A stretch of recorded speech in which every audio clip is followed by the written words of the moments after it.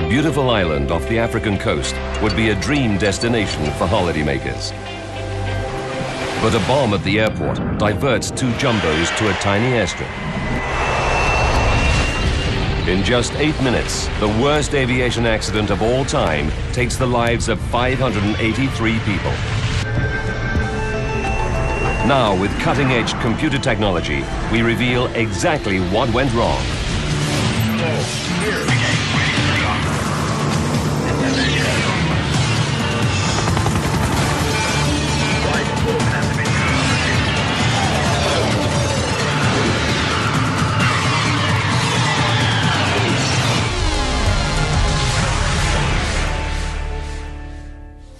Europe, the Canary Islands, Tenerife.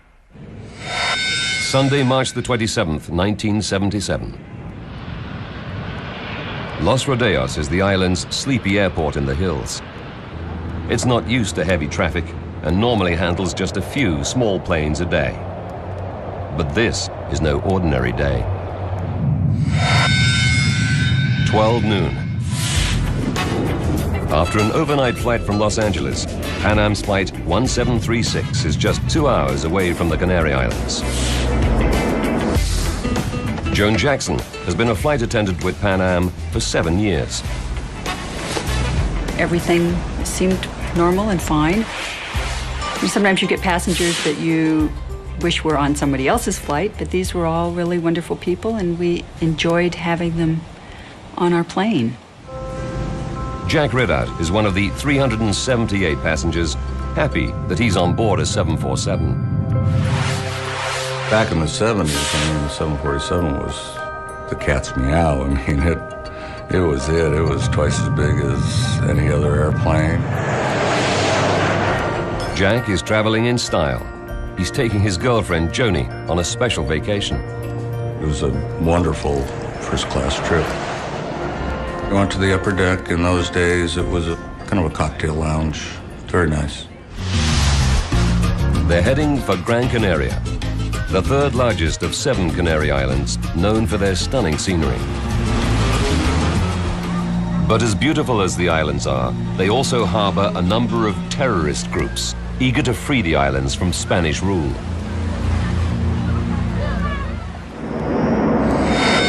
"12:30 p.m.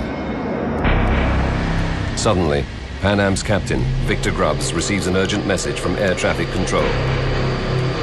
A bomb has exploded at Gran Canaria Airport, where he's due to land. He must now head for Los Rodeos Airport on the nearby island of Tenerife. He then tells the passengers what's happened. I was concerned. I'm sure all of the passengers were. 1:38 p.m. Pan Am 747 is not the only plane diverted because of the bomb. Another jumbo, KLM flight 4805 from Amsterdam, is also diverted to Tenerife's Los Rodeos Airport. It touches down ahead of the Pan Am plane. 3 other diverted planes are already on the ground. Tenerife Airport is small. There's only one airstrip, and the air traffic controllers are not used to so many aircraft, let alone jumbo jets. And it's Sunday, so only 2 controllers are on duty.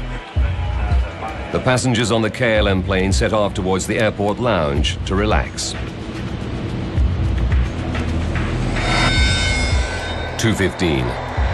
The Pan Am 747 touches down. It joins the KLM on the tarmac, waiting for Gran Canaria's airport to reopen. Gran Canaria is just a 25-minute hop away, but it could be some time before police there declare the airport safe from bombs. No one knows how long they'll be kept here. Tenerife's Los Rodeos Airport is situated in a valley, in the shadow of the great Mount Teide, the 3rd largest volcano on Earth. Teide dominates the island and even influences the weather. So far today, the sun is shining, but conditions can change at any moment. The airport is at an altitude of 632 meters above sea level. Low-lying clouds frequently roll down the mountains, shrouding the airport in heavy fog.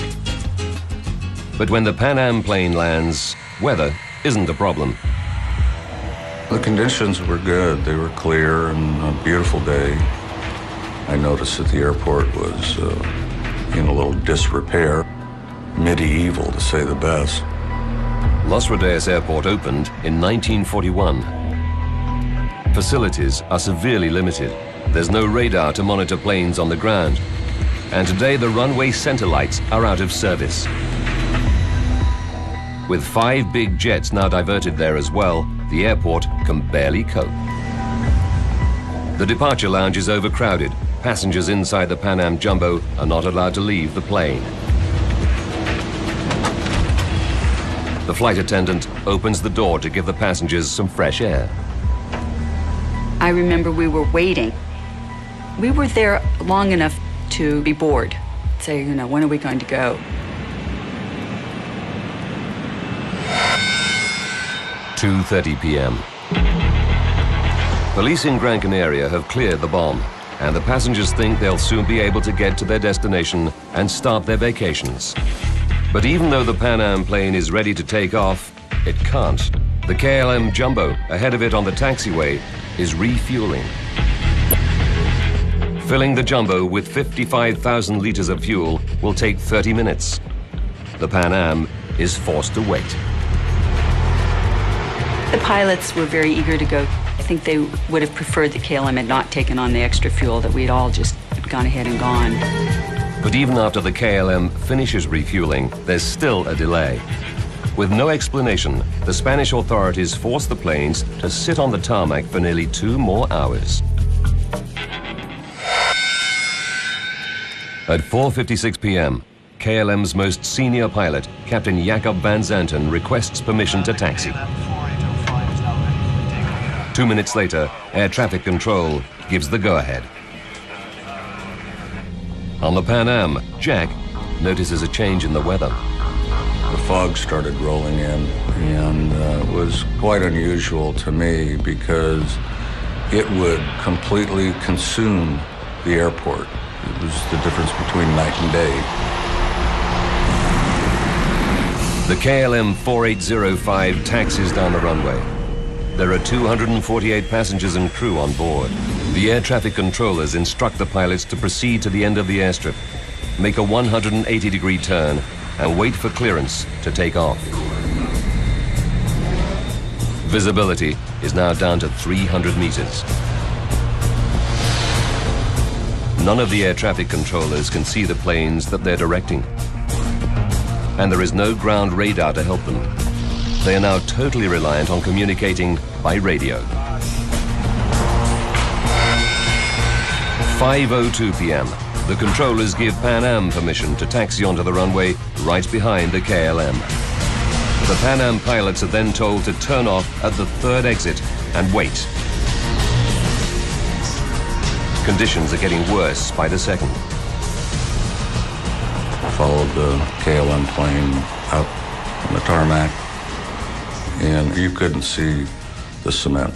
You couldn't see anything. It was dark. 5:04. The KLM is completing its 180-degree turn and getting into position for takeoff.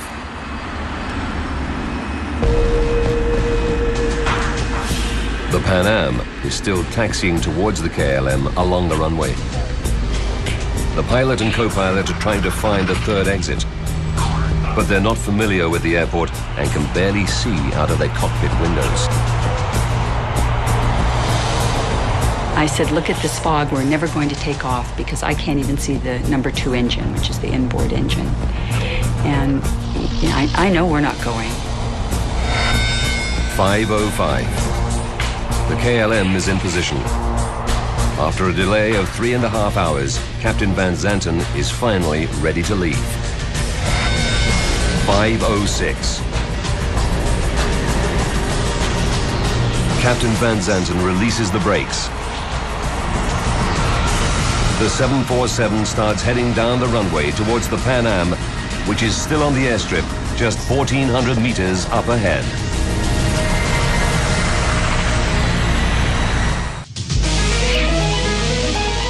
A KLM jumbo jet is heading down the runway in thick fog. But a Pan Am jumbo is still taxiing towards it on the same airstrip.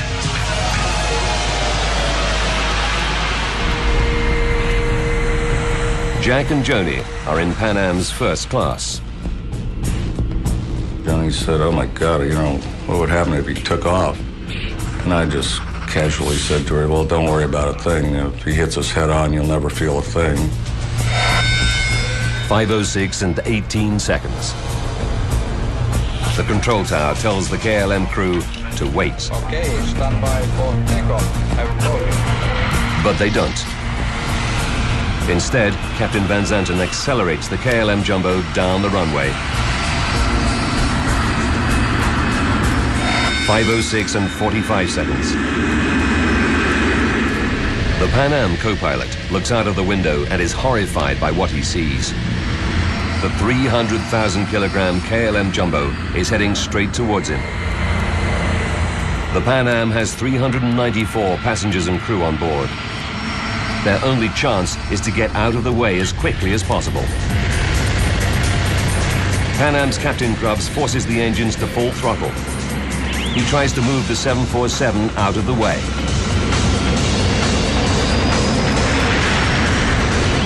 I heard the engines rev, and we made a really hard, sharp left-hand turn. But it's too late. 5:06 and 50 seconds. The KLM smashes into the American jumbo at 290 kilometers per hour.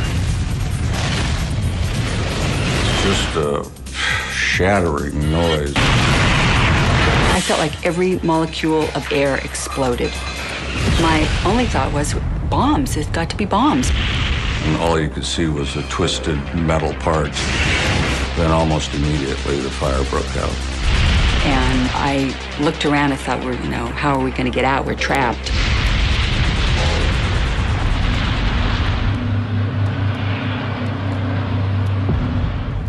The air traffic controllers hear the explosions, but because of the fog, they can't see anything. They're unable to make radio contact with either plane. The KLM 747 has careered into the Pan Am, slicing off the upper deck.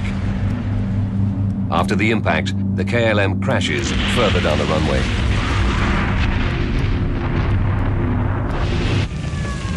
The tower controllers sound the alarm. These first news pictures show the firefighters tackling the blaze which has engulfed the KLM. They can't find any survivors. Because of the fog, they have no idea that just 450 meters up the runway, the Pan Am jumbo is also in flames, with hundreds of people still on board. Without a moment's hesitation, Jack Ridout immediately sets about helping other passengers. There was raw fuel, and I had it all over me. I was drenched in it. I thought, we got to get these people out of here. So I started just literally slinging people out that door. Meanwhile, Joan Jackson and another flight attendant are trying to escape. I think I must have gone through this hole, and I reached back down and said, "Suzanne, give me your hand," and pulled her out, and we found ourselves standing on top of the aircraft. The shattered Pan Am jumbo can no longer move, but its engines are still running at full power. And I could hear the clanging of the metal in there, and they were starting to disintegrate and throw pieces of metal around.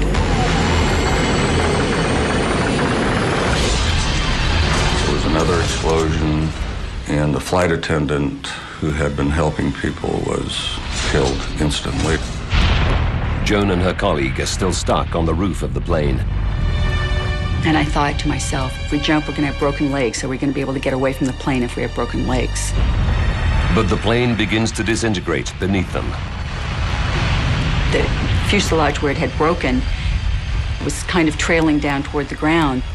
And I think we all just tried to leap for the ground and kind of get away from the plane. Another explosion blasts Jack out of the plane. Joni told me that I came out back forward. And when I became conscious, she said, "We got to get out of here." And we kind of staggered as far away from the plane as we could. And then finally, the last explosion just took everything out but the wings. Of 396 people on board, there are just 61 survivors. Joan Jackson and her colleague escape with bruises and scratches. We couldn't believe that we had so few people. We just kept looking around for the rest of the people and the rest of the crew. I kept thinking, if I walk around to the other side of the plane, I'm going to find 400 people and all my friends on the crew. But of course that wasn't the case, and we just couldn't believe it. Jack Ridout helped to rescue 12 people. He's left with third-degree burns on his head and arms. I guess this was kind of my own private Vietnam. It was awful. It was carnage. Everybody on the KLM 747 and most of those on the Pan Am have perished in the crash. It's the worst aviation accident in history. In all, 583 people have lost their lives.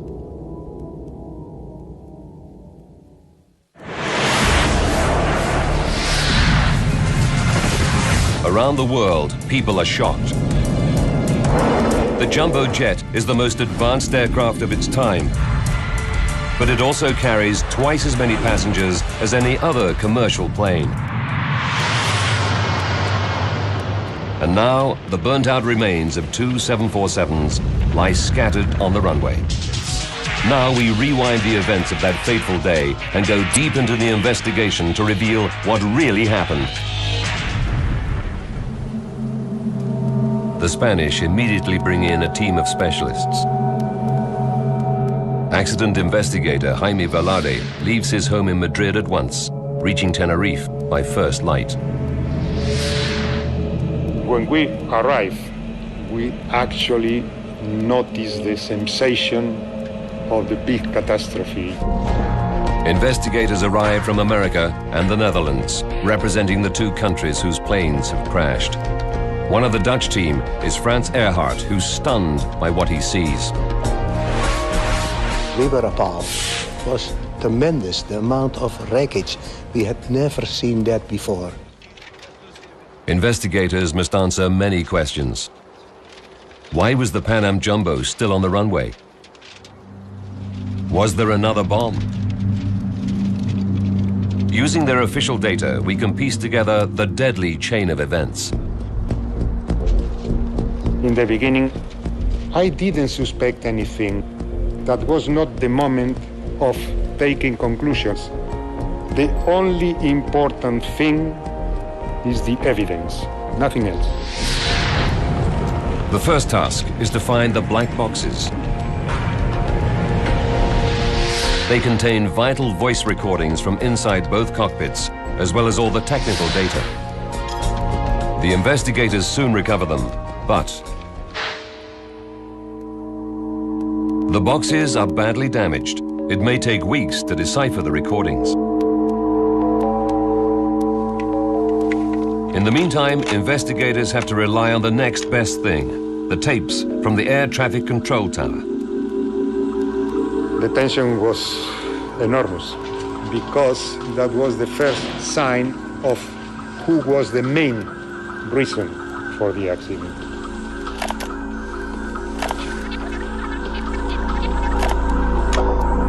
The investigators listen intently to the final moments before the crash. They need to find out why the KLM 747 took off while a Pan Am Jumbo was still on the runway. Did the tower controller give the pilot permission to depart? 1 minute, 23 seconds before the crash. The KLM completes its 180-degree turn at the end of the runway. The KLM 4805 is now ready for takeoff and we're waiting for our ATC clearance. This is not a request for takeoff clearance. but a request for air traffic control clearance. The pilots are seeking directions for once they're airborne. The controller issues the ATC clearance and the KLM co-pilot reads it back.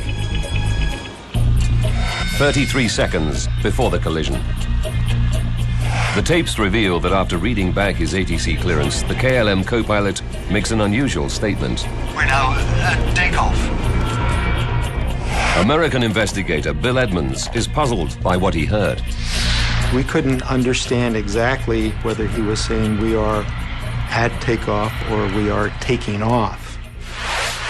If we are at takeoff, that means we're ready to take off, or the other would be that they're actually in the process of taking off. 28 seconds. The Spanish air traffic controller also seems confused by what the KLM co-pilot has just said.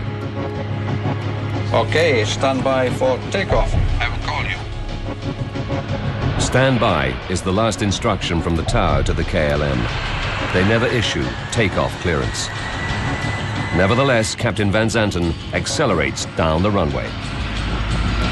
The control tower tapes seem to suggest that the Dutch pilot has made a serious error of judgment. This man, for reasons that we'll have to investigate, took off without permission. Van Zanten is one of Holland's star pilots. He was so highly regarded that KLM used his face in their advertising. He'd been a commercial pilot for 27 years and had flown more than 11,700 hours. It's shocking that such an experienced pilot would make such a drastic error. The evidence appears to be damning, but the investigation is far from over. Listening to the black box voice recorders is still several days away.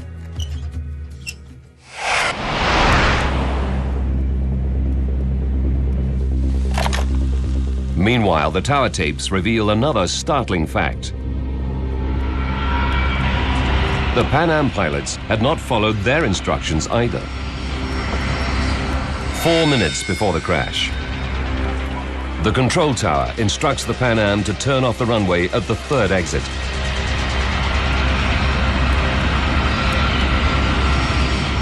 But investigators now know that the planes collided further up the runway, near the fourth exit, much closer to the KLM's takeoff position. Why did the Pan Am captain miss his turnoff? The worst air accident in history happened on the ground at Tenerife's Los Rodeos Airport. Control tower tapes have revealed that KLM pilot Jacob Van Zanten took off without clearance. Now, using advanced graphics based on the Spanish government's official report, we go deep into the investigation to discover exactly what went wrong. Investigators have made another startling revelation. The Pan Am overshot its exit and was in the way. Did Pan Am's Captain Grubbs make a fatal error?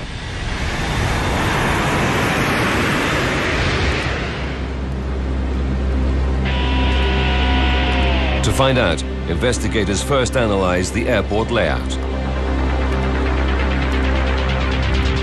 Los Rodeos is a small airport with just one airstrip and a taxiway at the side. There are 4 access lanes between the taxiway and the runway.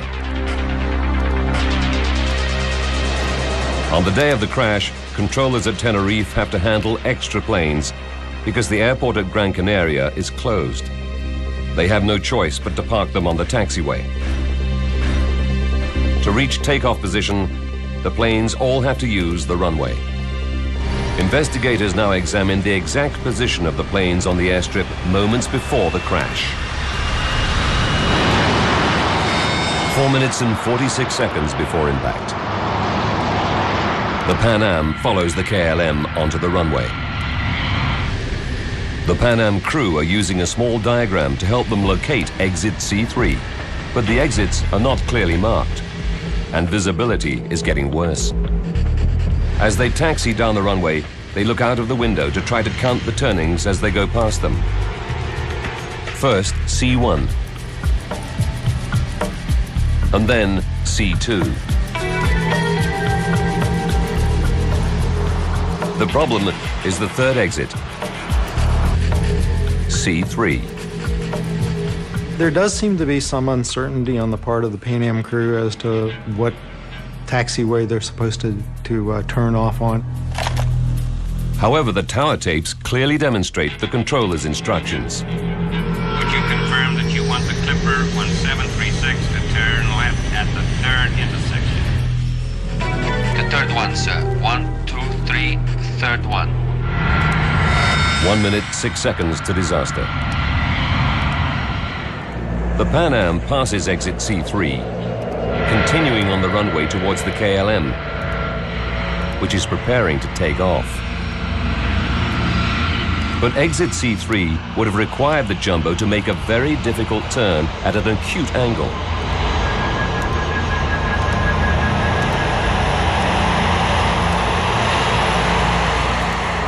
The American investigators believe it was a practical impossibility, and the crew may have thought so too. The geometry that we drew out indicated that the Pan Am aircraft could not have made it. In my mind, had I been the captain of the airplane, I don't think I would have attempted a turn of that sort.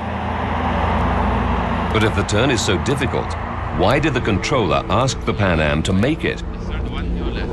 Probably because he was not used to 747s. Other aircraft could have performed the maneuver very easily. But American investigators believe there's another reason why Captain Grubbs misses the C3 exit.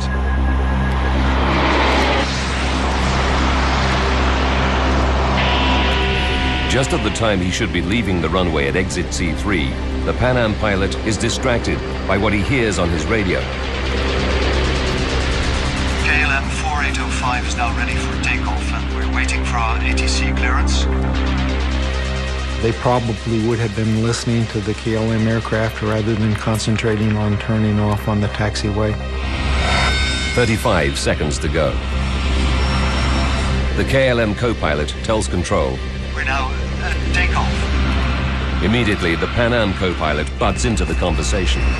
We're still taxiing down the runway, the Clipper 1736. Inside the KLM, the pilot and crew are getting all radio transmissions. They should hear that the Pan Am Jumbo is still on the runway ahead of them. But Captain Van Zanten, the most experienced pilot in the Dutch fleet, increases the thrust of his engines and accelerates down the airstrip.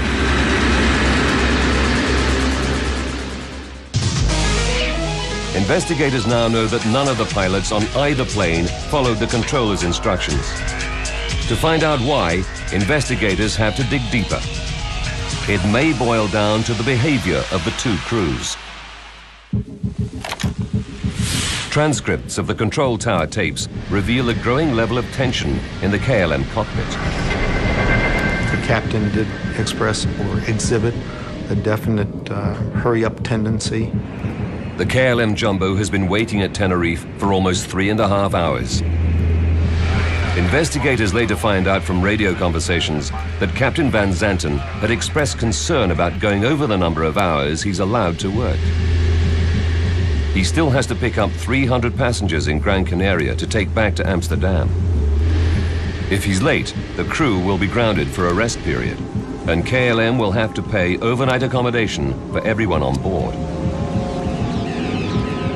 And now the fog is rolling in, causing very low visibility. He's feeling the pressure. I think every captain thinks that all the problems are on the ground, and as soon as you take off, problems are over.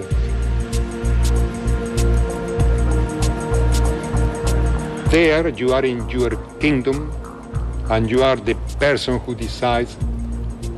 In the mind of this captain, I think that happened exactly the same. The American Airline Pilots Association also looked into the psychological factors of the case. Star pilot Captain Van Zanten was KLM's senior instructor. and in the last 6 years had spent most of his time training other pilots. If an individual spends too much time in the training center and not enough time out on the line, then he becomes more used to the training environment.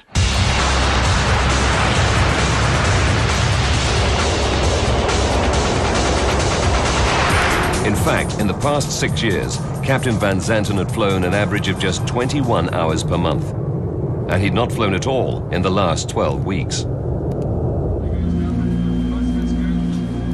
Bill Edmonds suggests that a phenomenon called training syndrome causes pilots to blur the distinction between the real world and the unreal world.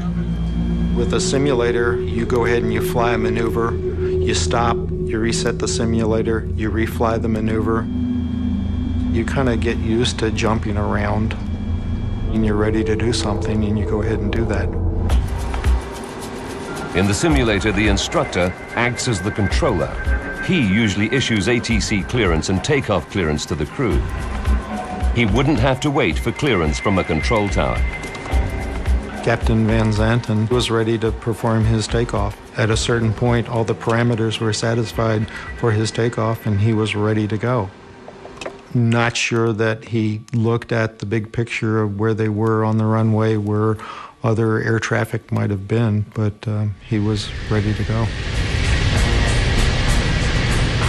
The effect of training syndrome on Van Zanten can never be proved. But another mystery remains. 18 seconds before the crash, Captain Van Zanten thrusts his engines into full power. 2 other crew members are sharing the controls. Why didn't they stop him?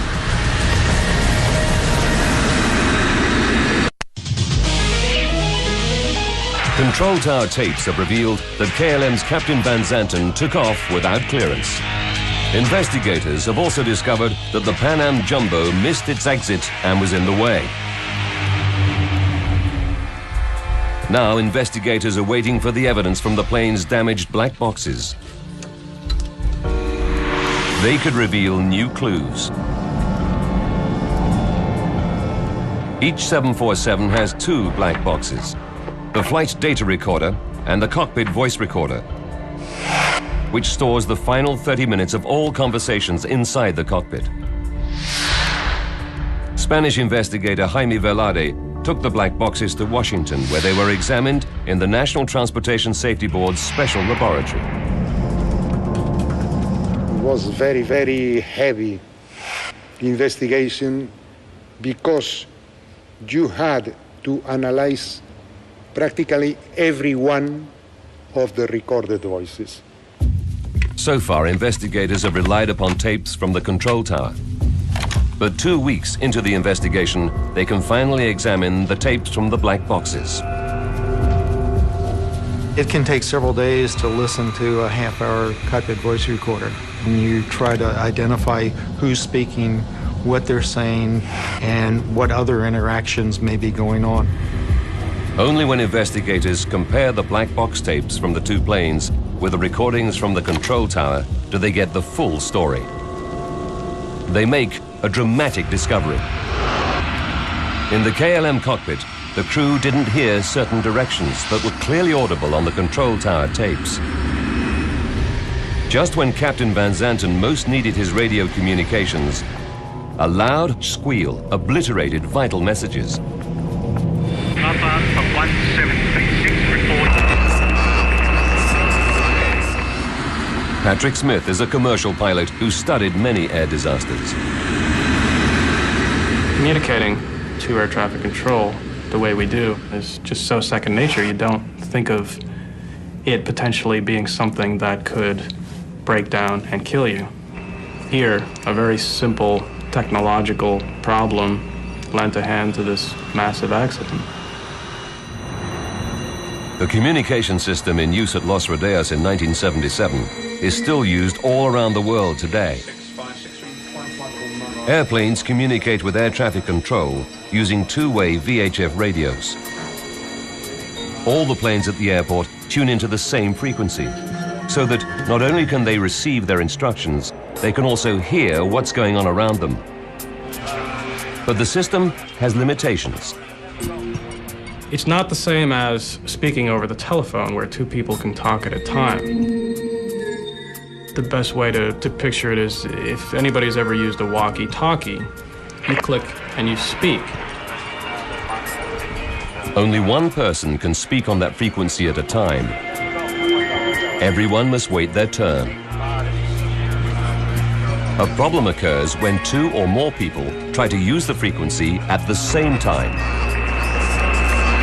It causes a loud, noisy squeal, known as a heterodyne.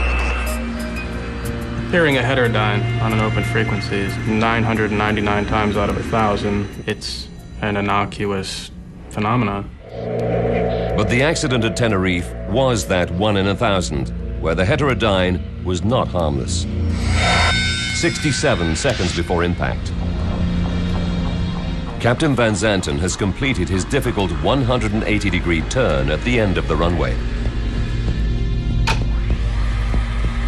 The flight data recorder reveals that he opens the throttle. The cockpit voice recorder reveals that the co-pilot is alarmed. Wait a minute, we don't have an ATC clearance. Captain Van Zanten's reply is curt. No, I know that, but go ahead, ask. 44 seconds before impact. While the KLM co-pilot is reading back the ATC clearance to the controller, the data recorder reveals that Van Zanten has already begun to accelerate. He doesn't wait for the co-pilot to finish. 37 seconds. We're going. But the Pan Am Jumbo is still taxiing on the runway.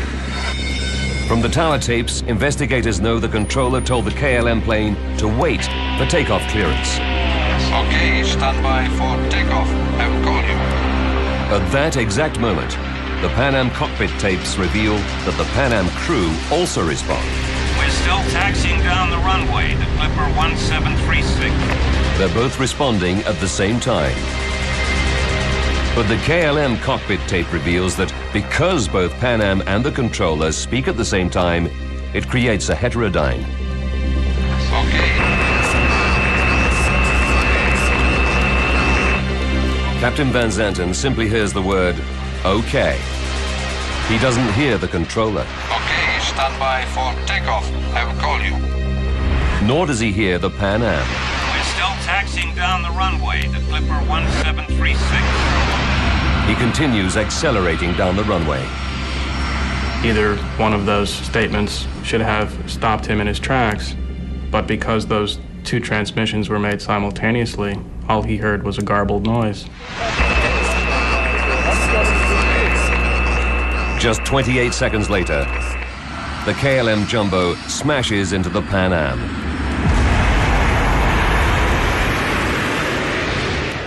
The Dutch investigator feels that this discovery has cleared Van Zanten of any blame. This was a breakthrough in our investigation, and I'm pretty sure that if the KLM had heard these messages, he would not have continued its takeoff. The interference happened 30 seconds before impact, blocking two vital messages. But even after that, the cockpit tapes reveal that Van Zanten had one final warning. 24 seconds before the crash. The Spanish controller makes a second call to Pan Am about its status on the runway. Papa Alpha 1736. Report runway clear.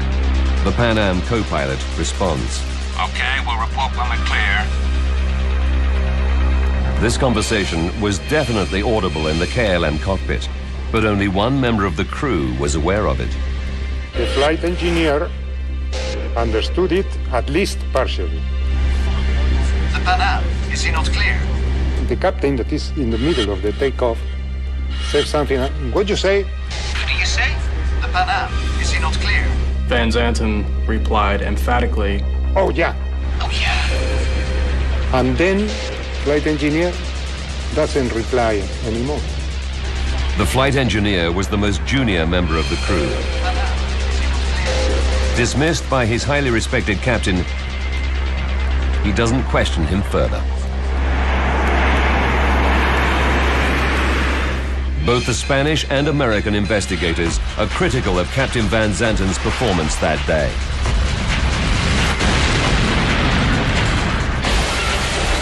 But the final analysis shows that fate was against him. Captain Van Zanten took off without clearance and crashed the KLM Jumbo into a Pan Am 747 on the same runway. However, investigators now discover that he made one final attempt to avert disaster. Just seconds before he slammed into Pan Am, Captain Van Zanten tried to lift the KLM plane over the top of it. He pulled the nose up so sharply that the tail scraped the runway. He nearly made it. The nose and front wheel cleared the Pan Am, but the Jumbo still couldn't climb high enough. The KLM's #1 engine only had to graze the tip of Pan Am's right side to bring catastrophe. The final irony was that Captain Van Zanten had taken on an extra 55,000 liters of fuel to save refueling time later in Gran Canaria. It was this extra fuel that may have made the Jumbo just too heavy to climb the extra few meters in height that could have prevented the disaster. The refueling of KLM can be considered as a factor. Of course, when you are more heavy, your takeoff run is longer. The disaster at Tenerife was caused by a chain of events combining both human error and technical failure. Pilot and aviation writer Patrick Smith believes that new technology can stop VHF radio squeals and help prevent future accidents. Heterodynes are preventable. There is a blocking device that can be inserted into the communication systems of airliners that prevents simultaneous transmission. Anybody who attempts a simultaneous transmission will be blocked out from speaking over the microphone.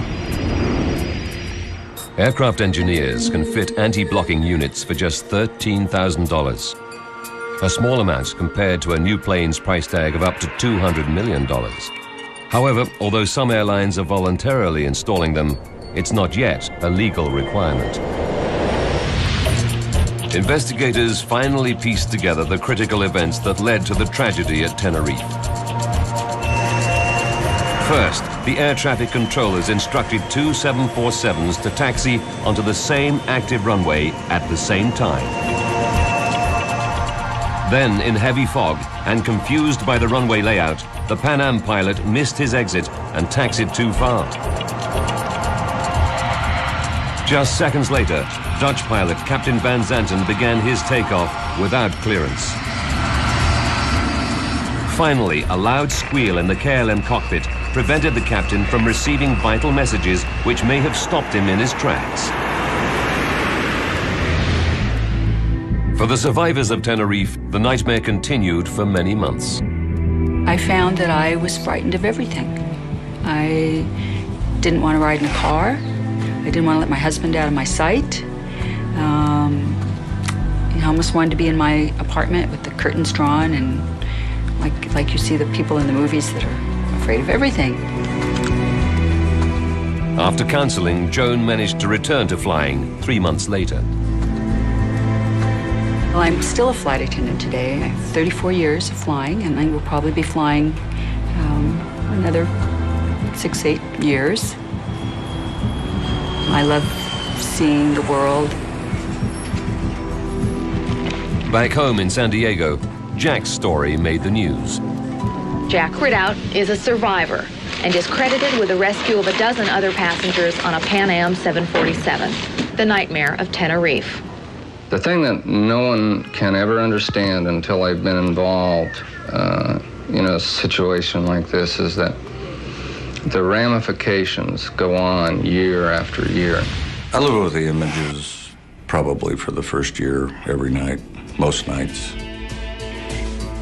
Jack's rescue efforts were recognized by President Carter, who sent him a letter of gratitude on behalf of the nation.